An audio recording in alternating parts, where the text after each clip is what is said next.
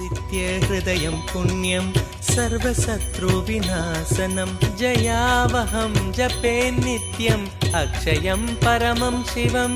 कोटिसूर्यस्वरूपिणम् आनन्दगन्ध ईश्वरं भक्तहृदयनिवासिनं नित्यानन्दं नमोऽस्तुते कोटिसूर्यस्वरूपिणम् आनन्दगन्ध ईश्वरं भक्तहृदयनिवासिनं नित्यानन्दं नमोऽस्तुते सर्वमङ्गलमाङ्गल्यं सर्वपापप्रणाशनं चिन्ताशोकप्रशमनम् आयुर्वर्धनमुत्तमम् कोटिसूर्यस्वरूपिणम् आनन्दगन्ध ईश्वरं भक्तहृदयनिवासिनं नित्यानन्दं नमोऽस्तुते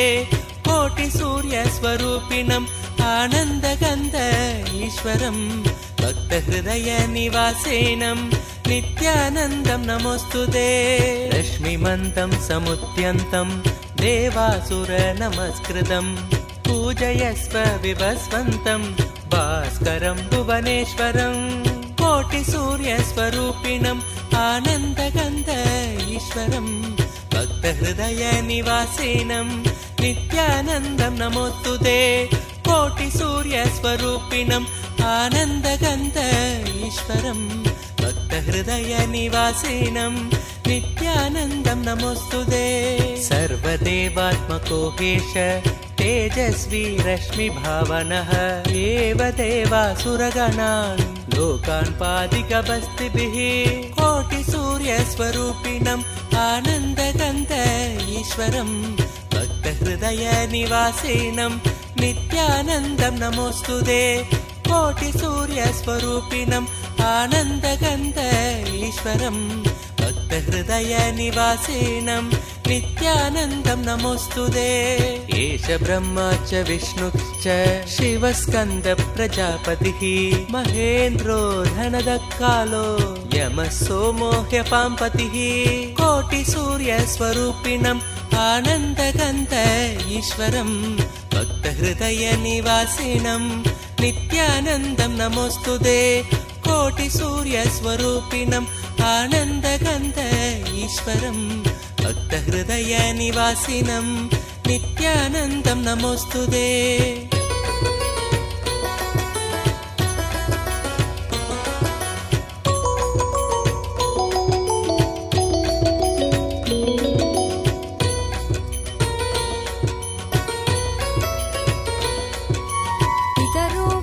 सवसाध्य ह्यश्विनो मरुतो मनुः वायुर्वाग्नि प्रजाप्राण ऋतुकर्ता प्रभाकरः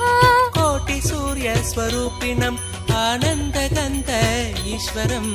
भक्तहृदयनिवासिनं नित्यानन्दं नमोऽस्तुते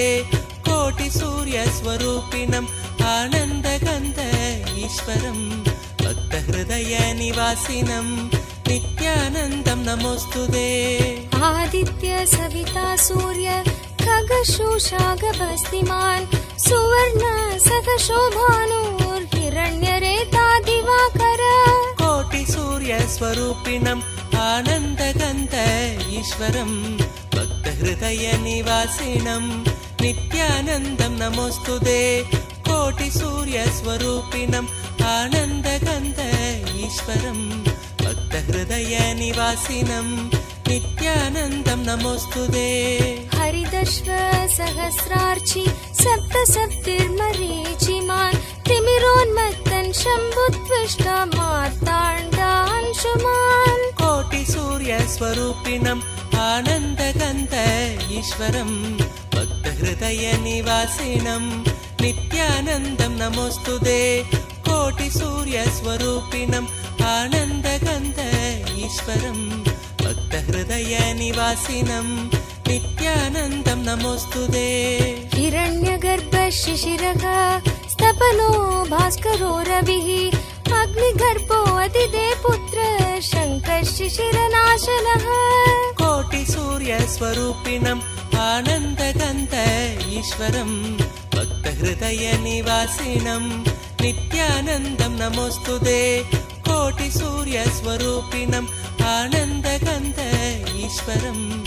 भक्तहृदयनिवासिनं नित्यानन्दं नमोऽस्तुते व्योमनाथस्तमो भेति मृगयजुस्सामपारगः